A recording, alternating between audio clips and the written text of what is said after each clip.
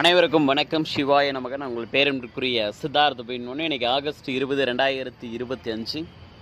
இன்றைக்கி நம்ம தமிழ்நாட்டுடைய முதலமைச்சரும் திராவிட முன்னேற்றக் கழகத்துடைய தலைவருமான மரியாதைக்குரிய திரு மு.க. ஸ்டாலின் ஐயா அவர்களுக்கும் திருமதி துர்கா ஸ்டாலின் அத்தை அவர்களுக்கும் இன்றைக்கி திருமண நாள், 50வது திருமண நாளை பார்த்தோன்னா செலிப்ரேட் பண்ணுறாங்க.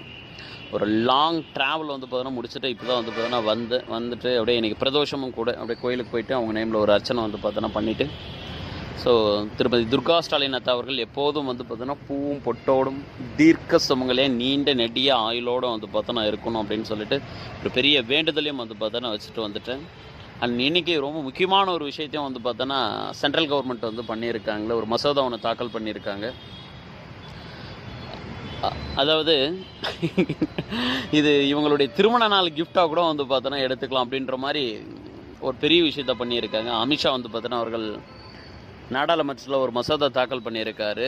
என்ன அப்படின்னா, பிரதமர், உள்துறை அமைச்சர் ப்ளஸ் பார்த்தோன்னா முதலமைச்சர் இல்லை மற்ற மாநிலங்களுடைய பார்த்தோன்னா அமைச்சர்கள் யார் பார்த்தோன்னா ஏதாவது பார்த்தோன்னா ஒரு தப்பு பண்ணிவிட்டு 30 நாள் ஜெயிலில் பார்த்தோன்னா இருக்காங்கன்னா 31வது நாள் அவங்களுடைய பதவியை ஆட்டோமேட்டிக்காக பார்த்தோன்னா பறிச்சுக்கலாம் அப்படின்ற ஒரு சட்டத்தை, ஒரு மசோதாவை பார்த்தோன்னா சட்டமாக மாற்றி பார்த்தோன்னா இருக்காங்க. தாக்கல் பண்ணி சட்டமாக பார்த்தோன்னா மாற்றிருக்காங்க.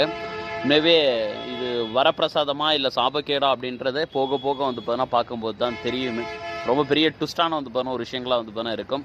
இப்போ எக்ஸாம்பிள் பிரமாண பத்திரத்தில் ஒரு விஷயத்தை ஸ்டேட்மெண்ட் கொடுத்துருப்பாங்க. வேட்பாளர் இப்போ ஏதோ ஒரு தொகுதியில் பார்த்தோன்னா ஒரு எம்எல்ஏ வேட்பாளரோ இல்லை எம்பி வேட்பாளரோ நிற்கிறாரு அப்படின்னா பிரமாண பத்திரம் அப்படின்னு சொல்லிட்டு சொல்லுவாங்க.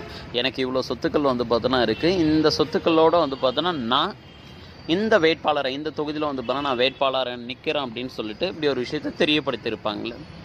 ஒருவேளை அதை விட இவங்க அளவுக்கு அதிகமாக சம்பாரித்து பார்த்தோன்னா இருக்காங்க அப்படின்றது இடியோ இல்லை இன்கம் டேக்ஸோ இல்லை சிபிஐயோ பார்த்தோன்னா ஃபைண்ட் அவுட் பண்ணிட்டாங்க அப்படின்னா டெஃபினட்டாக அவங்க மேலே சார்ஜ் ஷீட் பார்த்தோன்னா ஃபைல் பண்ணி அவங்கள அரெஸ்ட் பண்ணுறதுக்கு தேவையான எல்லா வேலைகளும் பார்த்தோன்னா பார்க்கணும். அந்த குற்றத்தை நிரூபிக்கிறதுக்கு தேவையான எல்லா வேலைகளும் பார்த்தோன்னா பார்க்கும்.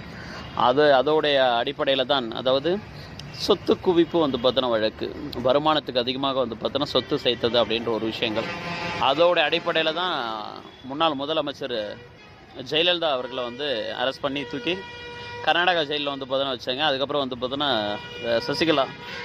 சசிகலா நடராஜையும் பார்த்தோன்னா தூக்கி அப்படி தான் பார்த்தோன்னா வச்சது.